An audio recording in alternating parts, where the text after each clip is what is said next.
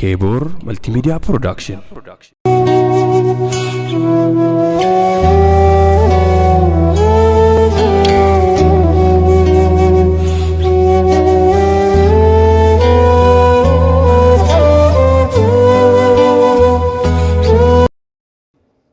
Bismillahirrahmanirrahim.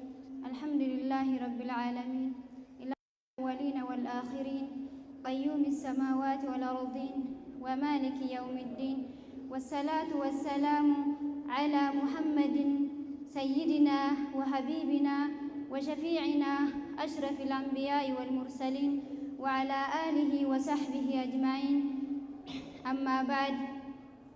Faya ayyuhal haflul karim ويا أمهات الكريمات ويا شبابات الكريمات، أريد أن أقدم إليكم بأسماء التحاني والترحيب، وأقول لكم السلام عليكم ورحمة الله وبركاته. السلام عليكم ورحمة الله وبركاته. متى درين حاسا وكوتي مرقى دبرتوتا إسلامما كيستي Islaamummaa keessatti dubartootaaf mirga akkamii kennite Islaamummaan ka jedhudha jechuudha. Namni hedduun sababa hubannoo dhabuutiin Islaamummaan dubartii miidhaa, dubartiin mirga guutuu argachuu hin dandeettu Islaamummaa keessatti jedha jechuudha. Osoo waan Islaamummaan dubartiidhaaf gumaachite, Islaamummaan dubartiidhaaf taate hin haasofne dura Islaamummaan duratti dubartiin maal akka turte kan jedhu jechuudha. Maaliif jennaan namni kalee ufii beeke har'a ufii tiifata, ni'maa har'a kenname tiifata jechuudha. Hadha beeka kaleessa kan kee beekuun har'a kan kee jabeeffatu si barbaachisa waan ta'eef jechuudha. Kaleessa dubartiin biyyoota garaagaraa keessattii fi akkasuma gosa garaagaraa keessatti bifa garaagaraatiin laalamtii jechuudha. Dubartoonni duraan dubartii taatee dhalachuu isiitiin yakkamaa turte, akkasuma akka meeshaatti gurguramaa, abbaa isiitiin yookaan abbaa barbaadeef dabarsaa akka gabraatitti ilaalaa turte, mirga yaada ofii ibsachuu hin qabdu, barachuu fi barsiisuu dhaaluus hin dandeettu, akkasuma jirtuu isiittu awwaalamaa ture jechuudha. Dubartiin jirtuu isiittu awwaalamaa ture, eelatti gatamaa turte, akkasuma dubartiin kan dhalatteef dhiira jallisuuf yookaan najisa kan jedhaniin jechuudha.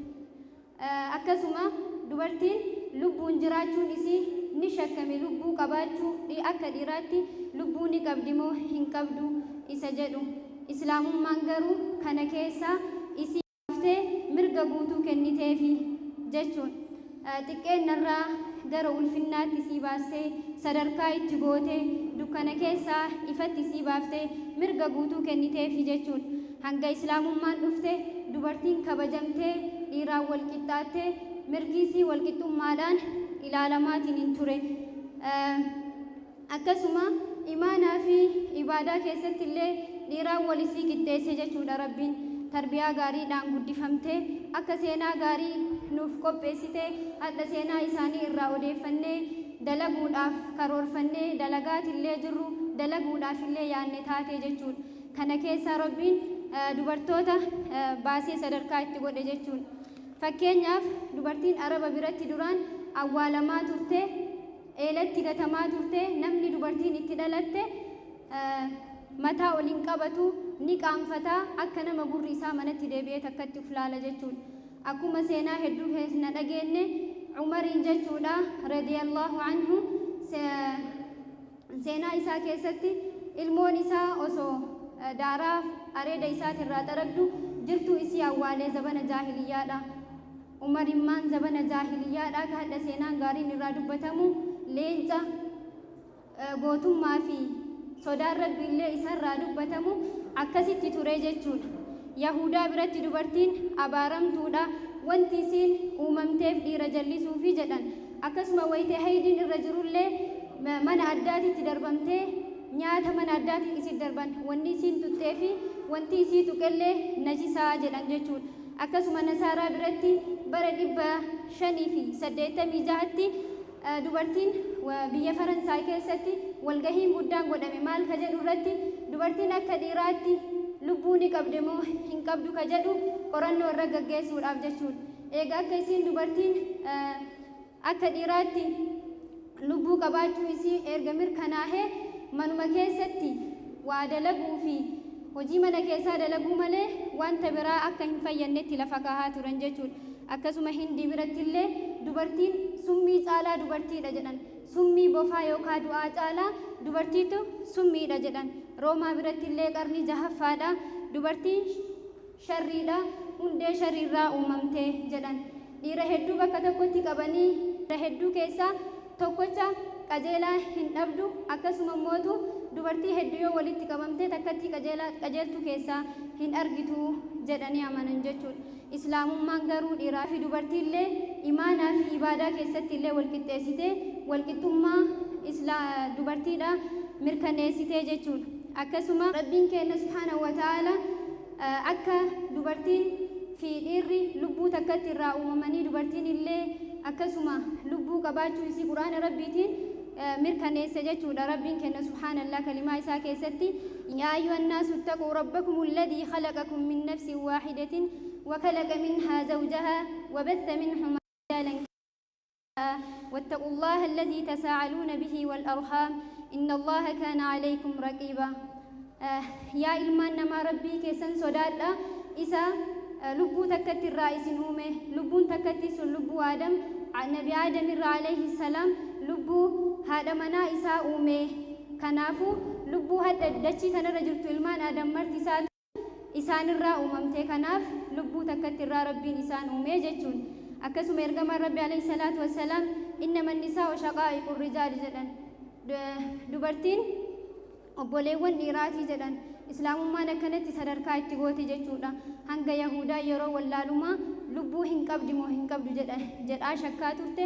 Islaamummaan garuu lubbuu akka dhiiraatti qabaachuu isii mirkaneessitee kabajaa itti goote. Ingiliiz keessatti mootii Heenar sadaffaa jechuudha. Dubartiin najisa. Sababni isaa injiilis yookaan wangeela qara'uu hin dandeettu najisa waan taate. Akkasuma dubartiin halaakamtuudha jedhan. Jannata seenuu hin dandeettu yoo Maryam haadha Isaa taate malee jedhani jechuudha. Garuu subhaanallah rabbiin kenna dubartiis haa ta'u dhiiras haa ta'u dalagaa gaarii yoo kan dalagan taate rabbiin sababa dubartii taateef azaabatti isii hin gubu jechuudha.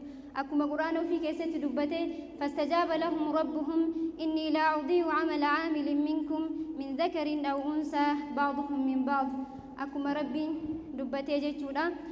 Dhiiras tahee dubartiis tahee dalagaa gaarii yoo dalagan rabbiin dalagaa isaan dalagassan isaan hin miidhu jechuudha. Waan isaan dalaganiin isaaniif kenna malee.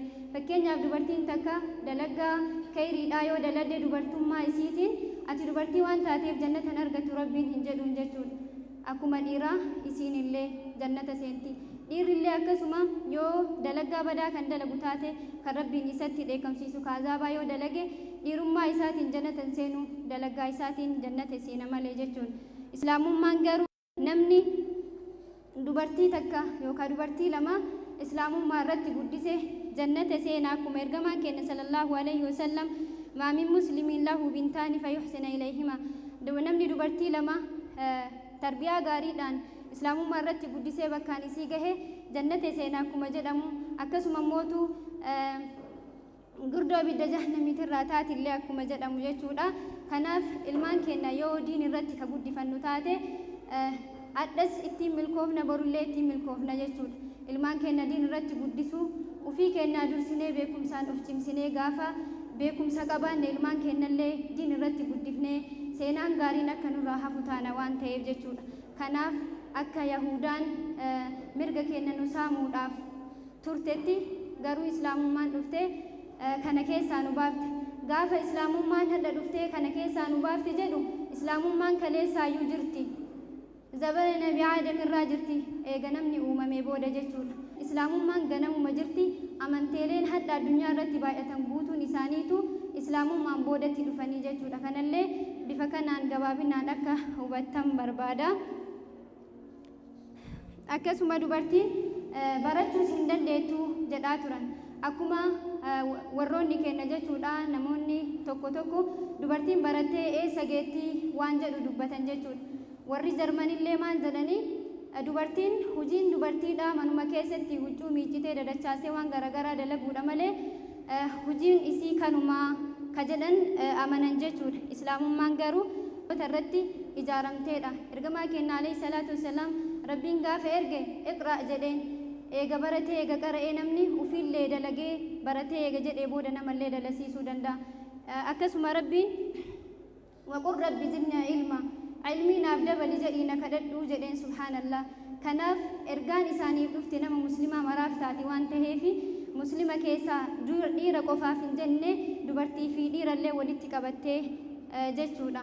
Akkasuma zabana dur keessa namni tokko yoo dubartii takka ajjeese yookaan intala isaa yookaan obboleettii isaattu ajjeefama.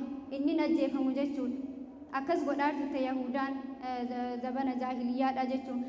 Islaamummaan akkuma galata keessatti dhiiraa fi dubartii wal qixxeessite qixaata keessatti illee wal qixxeessiti. Fakkeenyaaf namni tokko dhiiras tahee dubartii yoo kazinaa dalagu taate ka dhiiras tahee ka dubartii qixaan isaanii dhiiraaf dubartii addaan hin bahu takkatti hima jechuudha. Akkasuma yoo ka hattullee taate takkuma dhiiras tahee dubartii harki isaanii muramaa jechuudha. Guddaa biratti dubartiin hin dhaaltu turte. Hin dhaaltu isiin yoo abbaan sun dhiira qabaachuu baate malee. Akkasuma mootuu araba biratti illee dhaaluu hin dandeettu isiinuu ni dhaalamti abbaa barbaaddetu isii dhaalaa jechuudha. Subhaanallah. Garuu rabbiin keenya dhaala keessatti illee dubartiidhaa fi dhiira wal qixxeessee lirrijaali nasiibu mimmaa taraka alwaalidaani wal aqrabuuna walinnisaa'i nasiibu mimmaa taraka alwaalidaani wal aqrabuun mimmaa qalla wa kasura nasiiban mafruudaa. Dhaalmi dubartii fi dhiiraaf illee waan maatiin isaanii gatanii biraa deeman san dhiiraa fi dubartiin illee ni dhaalti jechuudha. Qooda waan haa xiqqaatus haa guddatus waan isii maatii isaanii san lamaanuu ni dhaalti. Kana keessatti illee dubartii fi dhiira rabbiin wal qixxeessee jechuudha. Akkasuma namni hedduun kan silaa barnoota diinaadhaallee baratee kan jedhan waa'ee dubartii kanarratti jechuudha. Hadiisa garaagaraatii fi qur'aana aayaa garagaraa keessatti ilaalcha garagaraa kan qabutu jira. Fakkeenyaaf innis maali jennaan fakkeenyaaf hadiisa عن أبي سعيد الخدري رضي الله عنه قال قال رسول الله صلى الله عليه وسلم يا معشر الشباب تصدقنا واكثرنا الاستغفار فإني رأيتكن أكثر أهل النار. إرجما ربي صلى الله عليه وسلم يا دبرتوتا فوق آمني الرجال كيسن والرازاباته إسن أرجي استغفار قدسا صدقا قدسا جدنين جتون. سبب نساء اللي مالي جناني تكثرنا اللعنة وتكفرنا العشيرة. أبا منايشي تيكتي أبار سودتي سبب سنيفي باقي كيسن ورا عذاباته إسن أرجي جدن جتون. إرجما كين صلى الله عليه وسلم akkasuma bakka kanatti numarti kennaayu rabbiin nu haatiisu malee namni rabbitti amane jedhee ibaadaa gaarii dalagaara jedhullee bakka kanatti kufeera. Sababni maali jennaan sababa arrabaan ilmaan ofii abaaru akkasuma sanirra darbee warii afaan hin beekne fa'aa abaarti dubartiin ilmaan ofii abaarti. Naaqisaatu aqli wadiini diiniin isiitii fi aqliin isiillee hir'uudha jedhan. Sababni diiniin isiitii fi aqliin isii hir'uudha jedhaniif illee waan biraatiif osoo hin taane dubartii sadarkaa isii gadi buusuudhaaf osoo hin taane fakkeenyaaf aqlii isii wanni hir'uudha jedhamteef illee yeroo haydiin itti dhufu yookaan wayita deettu soomanuullee salaatuullee hin dandeettu. Akkasuma aqlii isii wanti hir'uudha jedhaniif illee dhiira tokko dubartii lamatu bakka bu'a. Fakkeenyaaf ragaa irratti gaafa kana godhummoo rabbiin kenna subhaanahu wa ta'ala dubartii san miidhuudhaaf yookaan sadarkaa guddoo hin qabdu jedhee mirga isii dhiibuudhaaf osoo hin taane mas'uuliyummaan garagaraa waan isirra jirtuuf isirraa gabaabsuudhaaf jecha ati dalla ihidaahumaa fatuzakkiraa ihidaahumaa al-ukhraa akkuma jedhu takka yoo dagatte takka ni yaadachiifti. Sababa isiin aqlii dhabdee osoo hin taane waan mas'uuliyummaan garagaraa isirra jiruuf jecha waan san amrii san ittiin dhaabachuu waan hin dandeenyeefi jechuudha. Kanaaf inshaallah gabaabinaan waliigala akka dubartootaatitti wanni isinii dhaamu hamilee ofitti ta'uu qabna.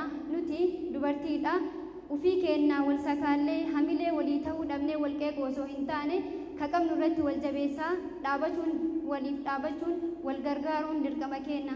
diin barannee barsiisuudhaaf ilmaan teenna tarbiyaa gaarii irratti guddisnee akka ilmaan teenna diin irratti guddatteetiniin tarbiyaa gaariidhaan addunyaa kana jijjiirtu ta'uu qabna. Atiin haadha manaa taatee hadha ilmaan kan kee mana kan kee hoogganaa jirtu taqara rabbi si barsiise barnoota qara rabbi si barsiiseen ufiif illee jijjiirame ilmaan kee illee jijjiiri hawaasni illee akka jijjiiramu jechuudha. Akkasuma ta hin baratin illee isiin mana ijaartee harkaa hin qabne dursa ufii uf jijjiiri gaafa ufii uf jijjiirtee beekumsaan uf qopheessite ilmaan kee jijjiiruu dandeetta. Osoo waa'ee namaatii fi waan garaagaraatiin yeroo kan kee gubdu akka yeroon sirra hin tarre seenaa gaarii ofirraa hambistee du'uu qabda. Atiin haadha manaallee atiin ilmaan deettee ofirraa lafa keette malee sammuu kan kee deettee ofirraa lafa hin kenne. Anamma booda baradhee ufuruu hin gahu galma gahu jettee hamilee ufitti horuudha. Hamilee uf hin cabsini baradhu hawaasa jijjiiri hayaata babbadee nu jalaa jedhe kana nuuf jijjiiri siniin jechuu barbaada. Kanaaf inshaallah haasa'u kan koo asumarratti dhaabaa. Kanaaf wassalaamu alaikum warahmatullaahi wabarakaatuh.